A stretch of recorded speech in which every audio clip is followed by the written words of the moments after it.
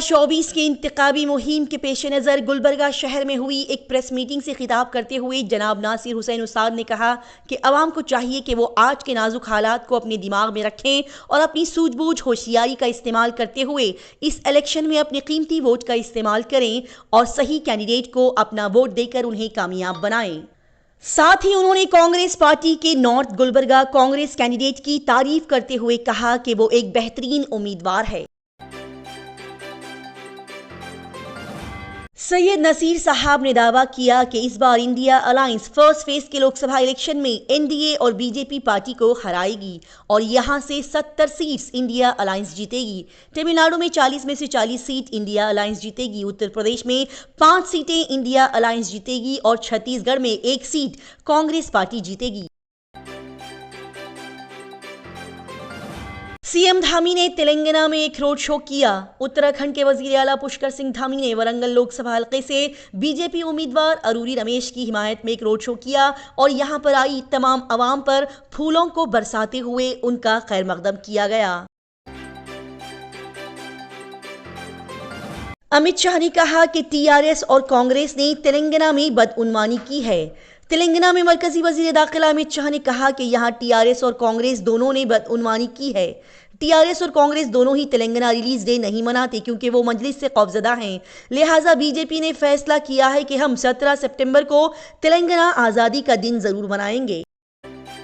राब्ता न्यूज़ को आगे बढ़ाने और सपोर्ट करने के लिए राब्ता न्यूज़ को सब्सक्राइब, लाइक और शेयर करें और खबरों को आखिर तक देखें।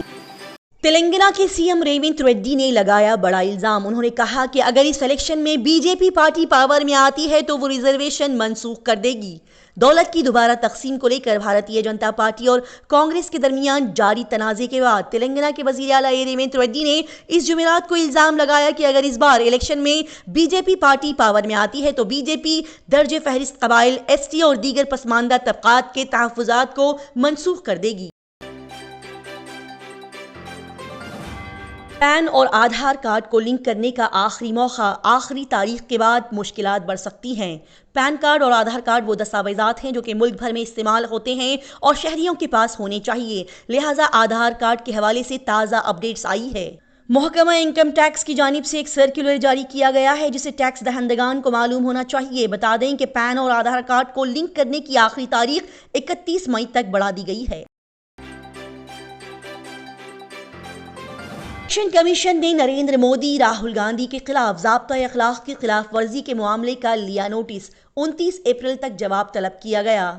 लोकसभा इंतखाबात 2024 को लेकर वजीर आजम नरेंद्र मोदी और कांग्रेस लीडर राहुल गांधी के दरमियान लफ्जों की जंग जारी है। दोनों फरीकों ने एक दूसरे पर मॉडल ज़ाब्ता अखलाक की खिलाफ वर्जी का इल्जाम लगाया।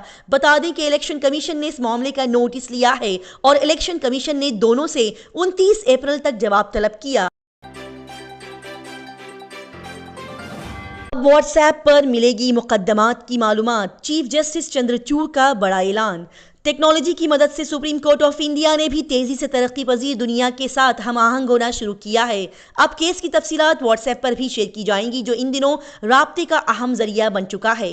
लाइव लॉ की रिपोर्ट के मुताबिक सुप्रीम कोर्ट अब केस की फहरिस्त और दर्ज मुकद्दमात से मुताल्लिक मालूमात वकीलों के साथ व्हाट्सएप पर शेयर करेगी।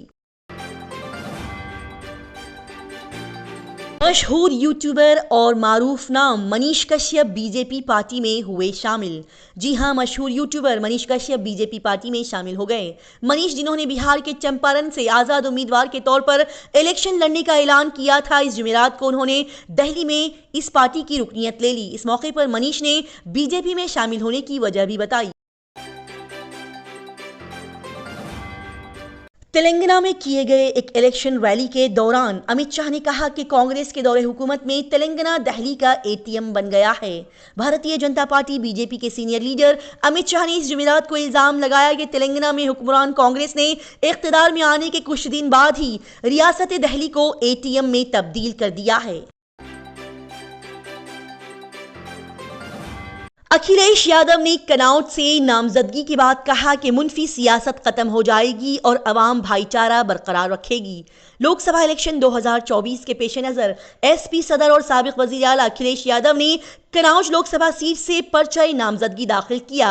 इस दौरान सहाफियों से गुफ्तगू करते हुए उन्होंने कहा कि हमें मुनफी सियासत को खत्म करना होगा और फिर यहाँ के लोग भाईचारा कायम करेंगे। बीएसपी पार्टी ने रायबरेली समेत 3 लोकसभा सीटों पर अपने उम्मीदवार खड़े कर दिए। जी हां, बहुजन समाज पार्टी ने जुमेरात को रायबरेली पार्लिमानी सीट समेत 3 सीटों पर अपने उम्मीदवारों का ऐलान किया। आपको बता दें कि बीएसपी ने ठाकुर प्रसाद को अपना उम्मीदवार बनाया है।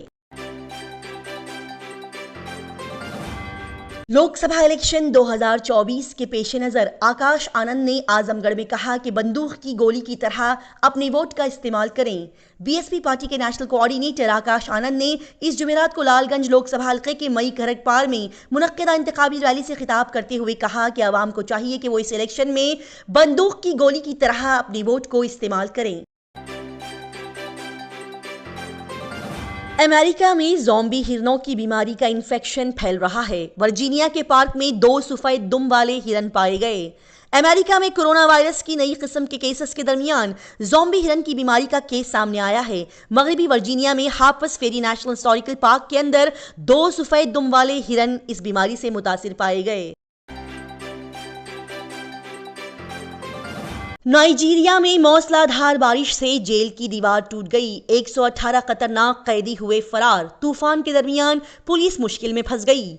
नाइजीरिया के शहर सोलेजा में 4 शुमे की रात शदीद बारिश और तूफान के बाद पुरानी सेल्जा जेल की दीवार गिर गई, जिसके बाद बड़ी तादाद में कैदी फरार हो गए। मुकामी वक्त के मुताबिक रात के 9 बजे के करीब आने वाले तूफान और मौसलाधार बारिश ने इस जेल की इमारत के कुछ हिस्सों को तबाह कर दिया, जिससे एक कोठरी की अंदरूनी दीवार गिर गई और 118 कैदियों को फरार होने का मौका मिल गया।